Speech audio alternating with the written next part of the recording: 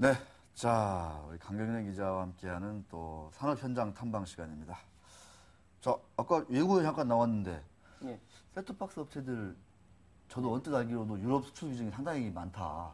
예, 그렇습니다. 그래서 북미 시장 아니고 유럽에 치중된 회사들은 상당히 좀 어렵다. 이런 얘기를 좀 들었었는데 실제로 수익성이 좀 많이 악화된 걸로 나오고 있나요? 어떻습니까? 아니, 실제로 지난 1분기 때 그 셋탑박스 상장사들이 그 적자 전환하거나 낮은 이익률로 굉장히 고생을 많이 했습니다. 예, 실제로 그 제가 준비한 표 보여주시면은 그 시청자분들께도 도움이 되실 것 같습니다. 네. 자, 보시다시피 지금 국내 셋탑박스 상장사 대장주인 휴맥스 이익률이 1분기 때 1.8%였습니다. 영업이익률이 1.8%였고요. 이 회사는 지난해 3.8% 이익률을 기록했습니다. 상대적으로 좀 낮은 이익률이었는데도 올해 그게 더 떨어진 거죠. 네네. 그리고 지난해 7.4% 영업이익률로 업계에서 셋탑박스 업계에서 가장 좋은 수익성을 기록했던 홈캐스트는 올해 1분기에 적자를 냈고요. 그리고 지난해 4년 만에 흑자를 냈던 현대 디지털테크 역시 올해 1분기 15억 손실에 그쳤습니다. 지난해 6.3% 이익률을 기록했던 아리오는 올해 0.7%라는 이 이익률로 봐야 되나요? 0.7%면 1억 영업이익 내는데요. 지난해 유일하게 연간 적자를 냈던 가온미디어만 유일하게 이제 3.2% 이익을 기록하면서 그나마 선방을 했습니다. 예. 그러면요. 예. 이런 셋톱박스 업체들 대부분이 수익성이 이제 악화된 거를 이제 우리는 수치상으로 확인이 된 건데 이유가 뭐예요? 유럽 리스크 왜 어떤 부분이요? 맞습니다. 유럽 리스크 맞습니다. 유럽 재정 위기가 이 기업들의 1분기 수익성 악화를 초래했는데요. 네. 이 기업들이 지난해 그 대부분 좋은 성적을 낼 수 있었던 이유가 이제 미국하고 유럽 매출 비중을 늘렸기 때문입니다. 상대적으로 이전에 이제 그 인도나 중국 쪽에 신흥 시장에 그 포커스를 하던 그런 비즈니스를 이제 유럽 쪽을 늘리면서 이제 2010년, 2011년 좋은 성과를 냈는데요. 오히려 이번에 그 노력들이 발목을 잡았다고 볼 수 있습니다. 휴맥스 같은 경우가 이제 가장 우리 그 셋탑박스 기업 중에서 그 유럽 비중이 가장 높습니다. 40%, 35%에서 40% 수준입니다. 가장 높습니다. 그렇기 때문에 이번에 1.8%라는 저조한 그 이익률을 기록을 했고요. 그리고 홈캐스트도 그 지난해 기준으로 한 23% 정도, 예, 23% 정도가 됩니다. 이렇게 이제 유럽과 미국을 대상으로 이제 수익성을 키우려고 했던 기업들이 이번 1분기 때는 오히려 발목을 잡혔다고 볼 수 있습니다. 저 홈캐스트도 이익이 좀 한때는 좀 많이 났던 그런 회사인데 예, 또 유럽 리스크에 발목이 잡혔군요. 예. 자, 그래서 이제 1분기 실적을 보니까 유럽 충격이 좀 고스란히 실적에 좀 나타났고, 자, 그러면 이제 좀 이건 과거 얘기일 텐데 그럼 앞으로 어떤 회사들이 좀 뭔가 좀 반전의 좀 변화가 있을지 이런 좀 흐름을 좀 한번 좀 짚어봐야 될 것 같아요. 예, 그래도 2분기 때는 좀 기업들이 좀 기대를 하고 있습니다. 우선은 그 런던 올림픽 있고요. 그리고 또 하반기에 이제 또 대선을 앞두고 또 TV들이 어느 정도 셋탑박스들이 팔릴 거로 지금 예상을 하고 있습니다. 우선 그 홈캐스트를 탐방을 해봤는데요. 홈캐스트. 이 기업이 이제 1분기 때 28억 영업 적자를 기록했습니다. 그 이유가 이제 그 전체 매출 가운데 아까 말씀드렸듯이 유럽 비중이 23%를 차지했습니다. 그래서 이쪽에 좀 치명타가 있었고요. 그리고 또 비용을 절감하기 위해서 또 독일 법인을 폐쇄하면서 이제 자산 정리하는 그런 비용이 추가가 됐습니다. 그리고 또 지난해 성과가 너무 좋았기 때문에 임직원 인센티브 1분기에 반영이 됐고요. 1분기에 좋군요. 예. 그리고 이건 뭐 얼마든지 뭐 좋은 일이죠. 예. 그리고 이건 그냥 조금 그 방송으로만 말씀드리지만 그 이대주주였었던 그 분이 이제 그 개인 사정으로 그 정리하면서 그 창업자거든요. 창업자 두 분 중에 한 분인데 그 위로금으로 좀 많이 드렸습니다. 지금도 다 파셨는데. 네, 그거 별도로 이제 위로금을 드리면서 그래서 좀 본의 아니게 여러 그런 비용들이 사정을 들어보니 했습니다. 위로금을 받을 만도 하던데요. 그러니까. 예, 알고 계시군요. 저 조금 말고 조금. 저는 무슨 얘기인지 하나도 모르겠어요. 나중에 근데 공식적으로 말씀드리면 안 됩니다. 근데 그 회사가 뭐 잘못되거나 그런 것 때문은 아니고 그건 아니고 개인 사정 때문에 순전히 그래서 좀 밝힐 수는 없는 것 같아요. 예. 그래서 하지만 그 2분기 들어서는 이제 좀 좋은 그 시그널들이 보이는데요. 네. 우선 그 1분기 때 그 미국에서 한 2천만 달러 이상의 그 수출을 기록을 했었습니다. 이게 2분기 때 한 1,000만 달러 정도, 그리고 또 3분기 때 1,000만 달러 정도 그 매출의 기여가 되고요. 한 100억 이상이죠. 그리고 또 그 두 번째는 그 유럽 재정 위기 영향을 상대적으로 덜 받는 이제 서유럽, 북유럽 중심으로 그 런던 올림픽 특수가 이제 사실상 시작이 됐습니다. 그래서 2분기 들어가지고 그 수주 물량들이 계속 이제 그쪽에서 늘어나고 있고요. 세 번째로 또 그 올해 2월에 남미에서 또 수주한 물량도 2분기 때 그 매출에 잡힐 예정입니다. 그래서 1분기 때 230억 정도였나요? 그 매출이 이제 2분기 때 한 300억대 중반으로 올라가고요. 그 매출이 증가하면서 당연히 이제 수익성이 그 좋아지고 흑자 전환을 지금 증권가에서는 홈캐스트 흑자 전환을 기정사실로 받아들이고 있습니다. 그래요. 예. 네. 홈캐스트. 뭐 이 셋톱박스 업체들 가운데 홈캐스트뿐만이 아니라 다른 업체들도 2분기 실적은 그래도 1분기에 비해서 더 좋아진 흐름이 나타날 거거든요. 또 뭐 하나 없을까요?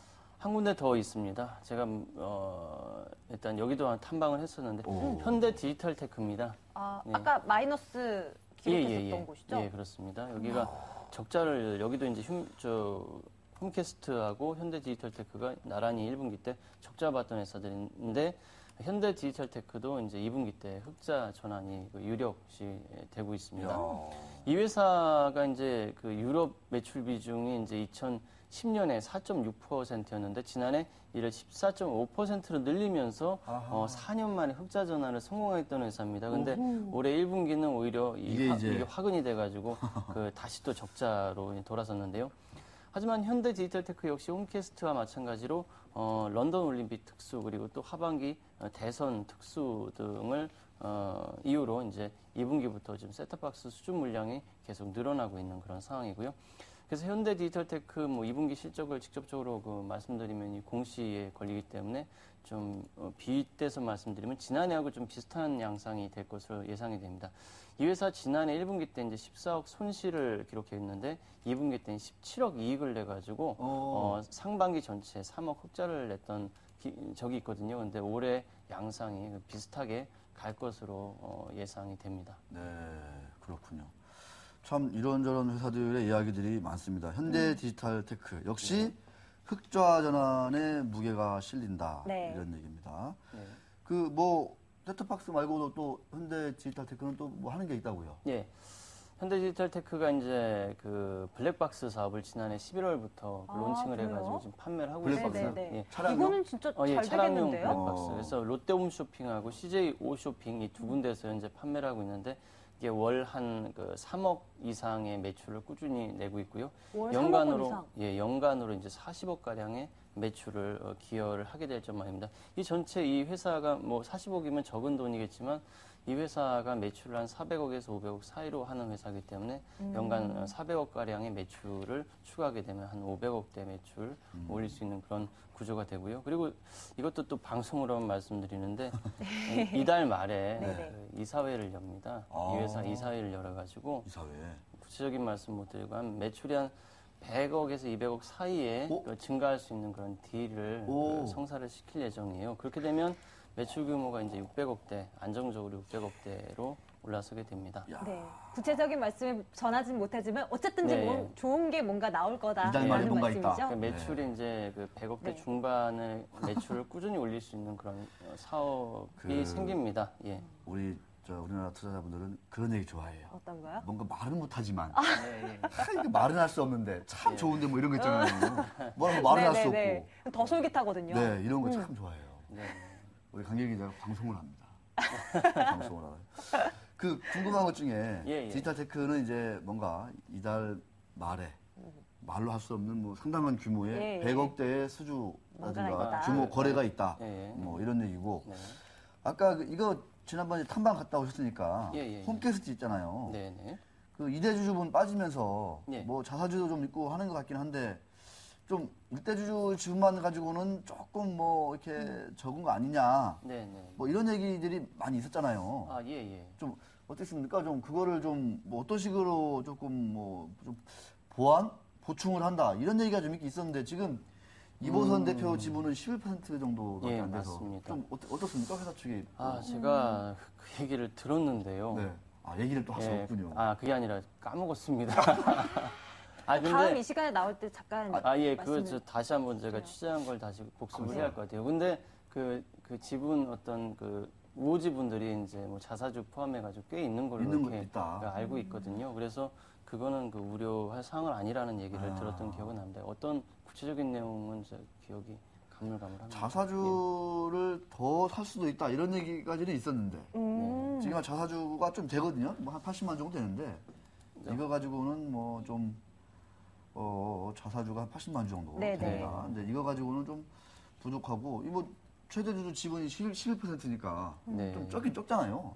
근데 이제 회사 측에서는 좀 우호 지분이 좀 있다. 뭐 이런 입장인 건데. 다만 이제 업계에서는 그러니까 둘이 지금 대표와 연구소장이 두 사람이 같이 같이 설립을 했는데 그 한 사람이 빠져나가면서 혹시 잘못되기는 시그널을 보였기 때문이 아니냐는 우려가 있는데 그건 아니에요. 그건 아니고 이분 개인적인 어떤 상황 때문에 그렇다는 거는 제가 확실히 말씀드릴 수 있습니다. 예.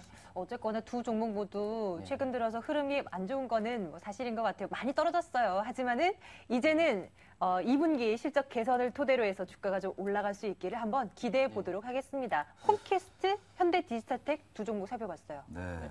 마지막으로 저 강현우 기자한테 또 여쭤보고 싶은 게 있습니다. IT 업계를 오래 출입했지 않습니까? 이번에 그 삼성 구조본 옛날 치면 미래전략실장으로 저 최지성 부회장이 이제 전격 이제 임명이 됐지 않습니까? 발탁이 됐는데 이 최지성 실장 체제 하에서 좀 수혜를 입을 만한 좀 클 만한 삼성 계열사라든가 이쪽 아이템 뭐 어떤 이런 산업 좀 어떤 게 있을까요?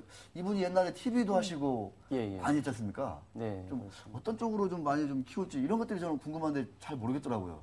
딱 매칭이 되는 게 없어서 워낙 다재다능한 분이어서 저도 잘 모르겠습니다. 그렇군요. 근데 모르겠습니다. 그 최지성 실장의 그 무게가 실려야 할지 아니면 권오현 부회장의 그 무게가 실려야 될지는 한때 잠깐 그 최 실장 관련해서는 좀 안 좋은 얘기들이 나왔던 게 있거든요. 그래서 이번에 과연 이 그 잘된 건지 못된 건지에 대해서는 좀 더 지켜봐야겠다는 게 업계 그 내용입니다. 확실한 건 권오현 부회장의 입지는 좀 좋아질 겁니다. 반도체. 그래서 최 실장에 대한 입지가 과연 이번에 좋아진 거냐, 2인자로 올라선 게 맞느냐 하는 건 좀 더 지켜봐야 되지 않나 하는 게 그게 뭐 조심스러운. 자, 강현우 기자 오늘 수고했습니다. 네, 기고만장 기자씨 마칠게요. 고맙습니다. 수고하셨습니다.